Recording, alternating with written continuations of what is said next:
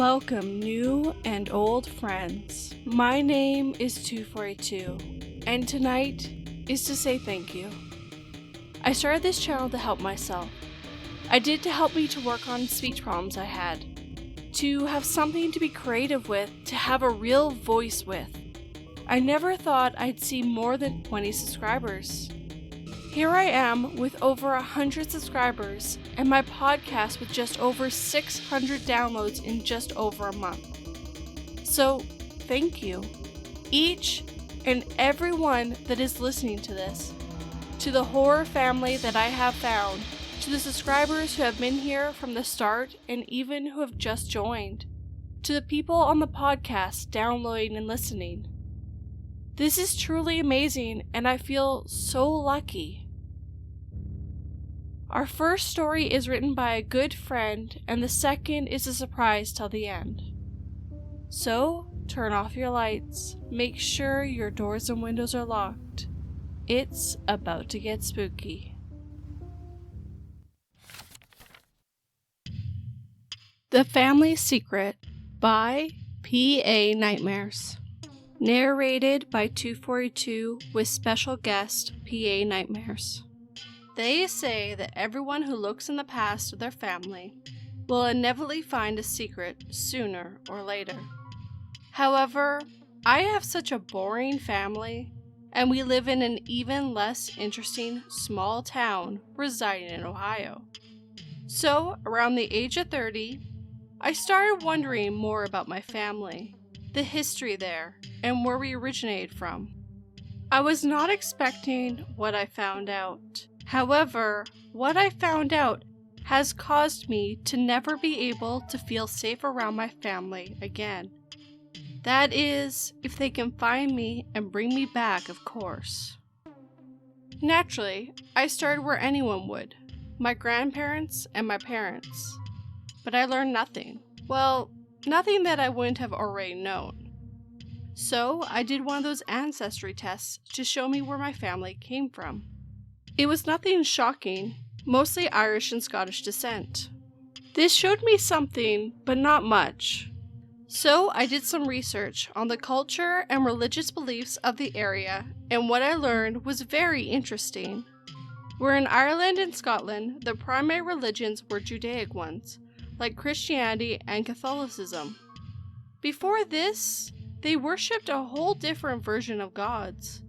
And I loved learning more and more about them. The information I learned was so interesting, I once again went to my parents. Mom, Dad, I have to talk to you. I've been doing endless research about our family. I have learned that even though it is currently Christianity that dominates in the region of our ancestors, it used to be pagan gods before the Romans came over.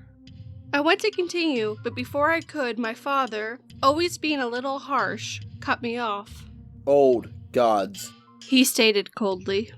And I'm sure your next question is, do any of our family members still worship the old gods? The answer is yes, we still do, and would appreciate you not insulting them in our presence. My father had always been a bit short-tempered when it came to religion. I never understood his dislike or anger about me getting baptized and becoming a Christian, but at that moment, I had an idea. So I looked him in the eyes and stated, Dad, I'm sorry, I had no idea. I never meant any disrespect to you or your beliefs.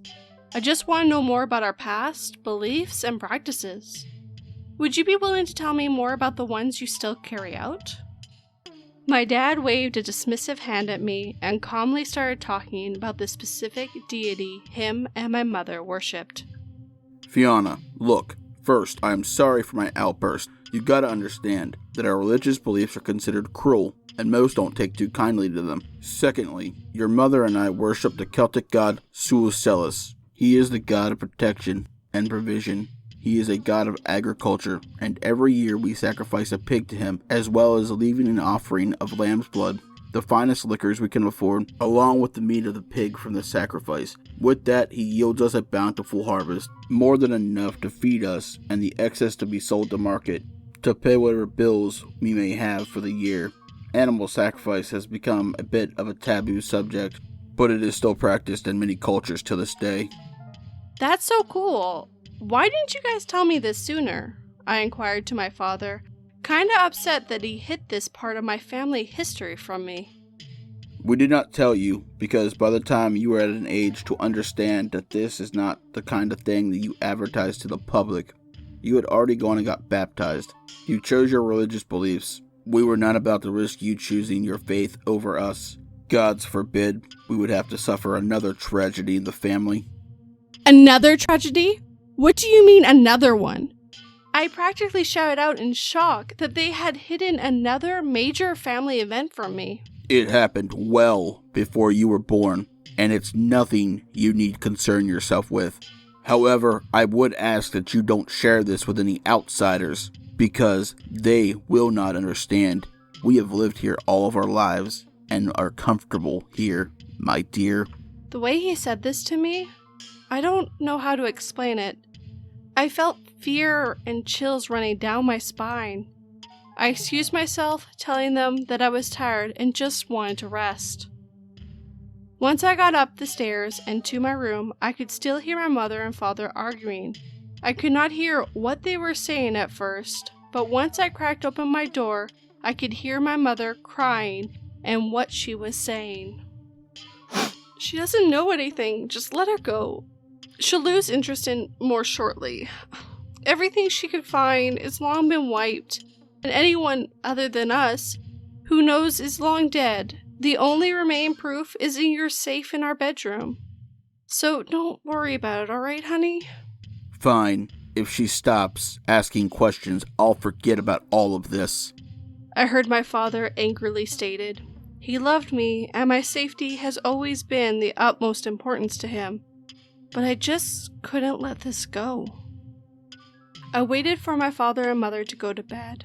After hours, I finally hear my parents walk up the stairs, along with footsteps walking towards my door.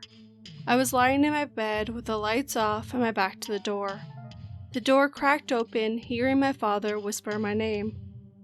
Not stirring, my father assumed I was asleep and shut the door. I waited for my parents' door to shut. Getting out of bed, I packed my bags. I was planning on getting into my parents' room and to their safe. After I achieved this, well, I was getting out of this house. I love my parents, but I just couldn't trust them anymore. So I packed my bags, hid them, and went back to bed. The next morning, I got up and went downstairs. My mother and father was sitting at the table eating breakfast.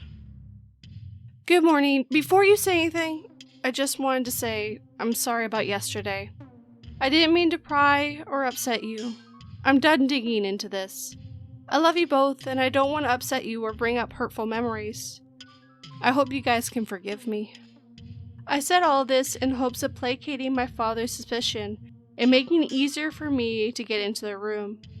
I had to wait to act, so I sat at the table as my mom put a plate down for me. After a few weeks of waiting patiently, I finally got the opportunity I had been waiting for. My parents told me they needed to take a trip to the market. They asked me to accompany them, and I declined, saying I didn't feel well and just wanted to rest. I walked them to the door as they left. My mother stopped at the door and looked at me. I was worried for a moment, but she told me that when she got back, she'd make me a nice cup of chicken noodle soup. I thanked her and told them I loved them before closing the door behind them. I watched their car drive away, waving at them in the window with a smile. The second they were out of sight, I headed for that safe. I had no idea where the safe was, but my father was predictable. I found the safe behind our family portrait.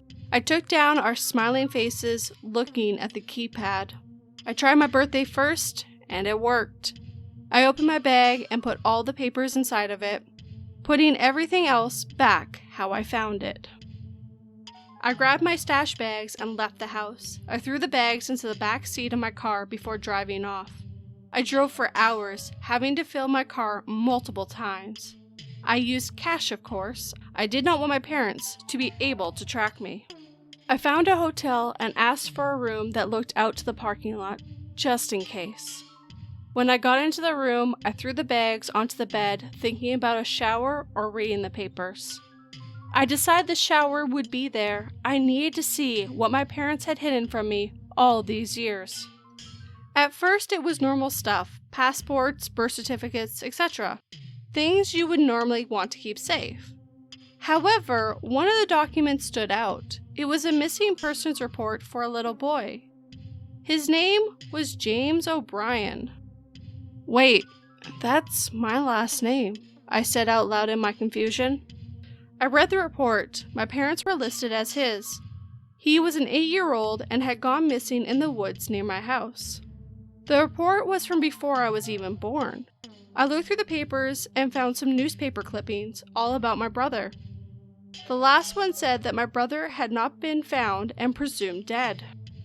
I put the papers down. They never found my brother. Given the fact that my parents went to all this effort to hide this from me, I have to assume they played a part in it. I shook my head, having trouble staying awake.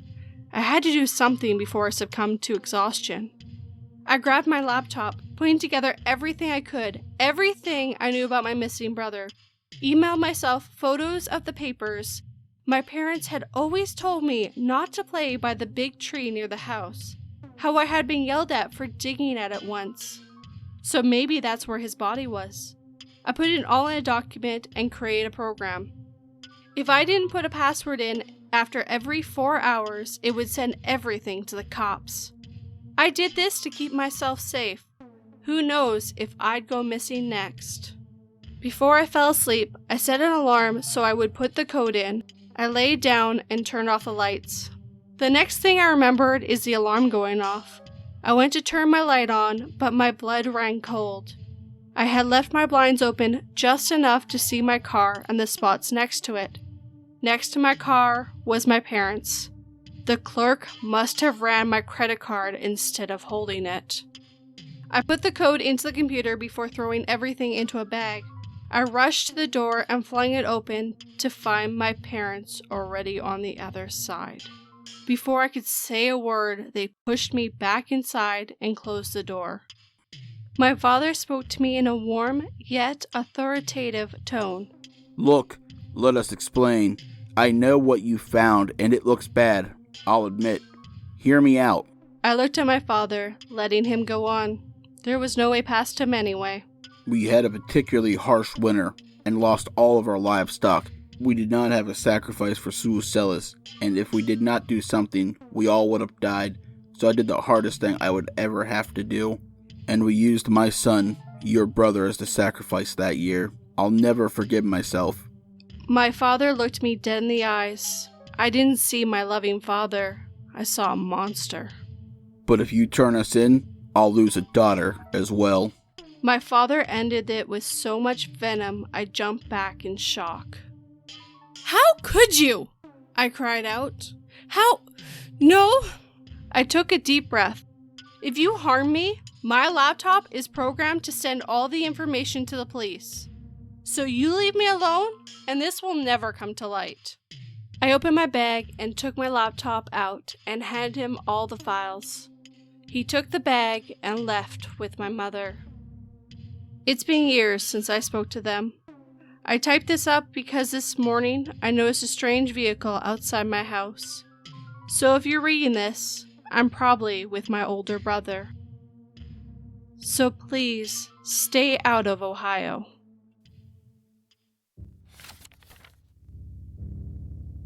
After an eventful day of moving, I smiled as I brushed a stray hair from your sleeping face, thinking of our future in this new house and the family we will one day fill it with.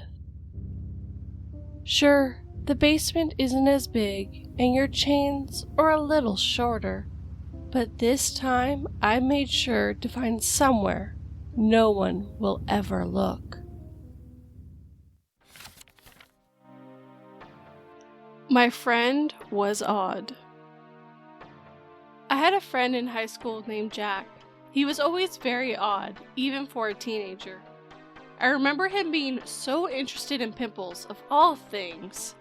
If you had one on your face, he had to pop it. No matter what you did, he'd be all over you to pop it. We all just put up with it. He was really a nice guy besides this, so we just let him pop our zits and go back to what we were doing. It was our last month of our final year in high school. We were talking over lunch about what we were wearing for prom and all of that when Jack walked up. He stopped dead and just stared at me. I knew this look too well. I had a zit and he wanted to pop it. "Please, not today, Jack," I said. "But it'll only take a second," he responded as he moved closer to me. "No, really, ouch!" I screamed and slapped his hand away. He had reached out to touch my zit, and it hurt a lot just to be touched. I don't know how I hadn't realized it was there till this moment. It was a bad one, and it would have to wait. "Oh, I really should pop it if it hurts that much." His voice seemed a bit off. "No, Jack, stop. You only touched it and it hurt that much. Just wait till tomorrow," I said, putting my hand between the zit and his eyes. Jack pressed his lips and tried to reach out again, but I got out of my chair. He just wouldn't look away from me, his eyes fixed on the zit that my hand hid. "You know what? Forget this." I grabbed my things and left the lunch area. Jack went to follow me, so I headed into the girls' bathroom. I knew he wouldn't follow me in there. I looked in the mirror, and on my chin was a very red blemish. I touched it, and the pain was intense. This one was bad, the worst I have ever had. I stayed in the bathroom, texting with my friends and asking another girl when she entered if Jack was still out there. He was. So I spent my whole lunch in the bathroom. Once the bell rang, I waited till I was already late before leaving. Jack was gone, but the way he acted was so odd. I got in trouble with my teacher, but I told them I ate something that didn't agree with me. Since it wasn't normal for me to be late, the teacher let it slide. I also didn't have any classes with Jack, so I just beelined it to all the classes the rest of the day to stay away from him. My parents were away for the weekend, some kind of business thing, so I was home alone. I made myself something to eat, watched YouTube before heading to bed. I hadn't been feeling great all week, so I just wanted to rest and see if that would help. In the middle of the night, I woke up hearing my front door open. I had always been a light sleeper. I heard soft footsteps downstairs. They moved to the stairs and headed up them.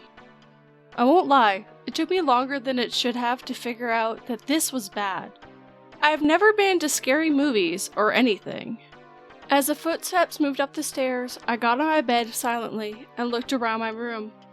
I didn't have anything that I could use as a weapon, so I grabbed my phone off the stand and got into the closet, shutting it just before my door opened.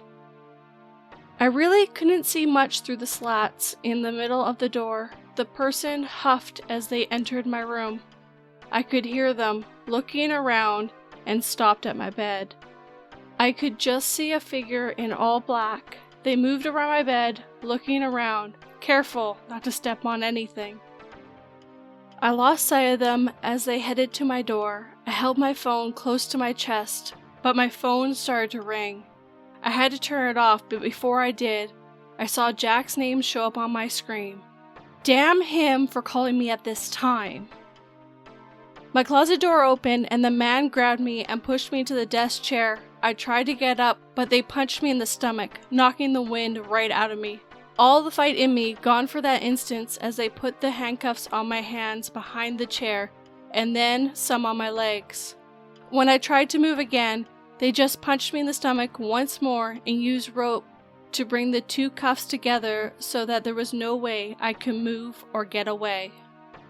I called the cops. They're on their way. I yelled as best I could the figure, a man I guessed at this point. "No, you didn't," they said back, with a voice I knew. They took their mask off, and you guessed it, it was Jack. Jack stood there, an odd smile on his face, like a kid getting something they had asked for months. "Plus, if you had, it won't stop me." He moved closer to me. What the hell, Jack? I tried to move back, but the clothes around the chair stopped me from rolling, and I really couldn't do much. Just hold still. This will be over very soon. He reached out to my face and touched my zit. The pain was so intense. Was he really here because I wouldn't let him pop my zit? He started to push on it, and I screamed in pain. After a few seconds, the pain faded as my zit popped. He let out a sigh of relief as it popped. That's better. Now your beautiful face isn't ruined by such a terrible zit, he said with a smile. Will you let me go now? Jack's face switched for a moment. Why would I do that? I finally can have you to myself. Before I could say anything, he put a rag over my face. All I remember before I passed out was him saying, I finally have you, and I'll make sure your face is always perfect. This story was written by me, 242. I really hope you enjoyed these two stories. The first was from a new but good friend, PA Nightmares. He gave me a great story and it was really interesting to read. I'll leave you a link to his channel, but he hasn't started narrating himself. But he has links to his other stories on there, so go check him out. The second story, you don't need to go anywhere. It was the first time I ever wrote a horror story, so I really hope you enjoyed it. Like always, tell me what you think down below. If you enjoyed these stories and my sappy intro, then hit that like button and make sure it feels it. If you're not subscribed, you better change that. This was for subscribers, and you can become one. Come back this Friday for our day stories. I still haven't named it, so why don't you go to Twitter and help me out? Sleep tight, and I hope 42 doesn't bite.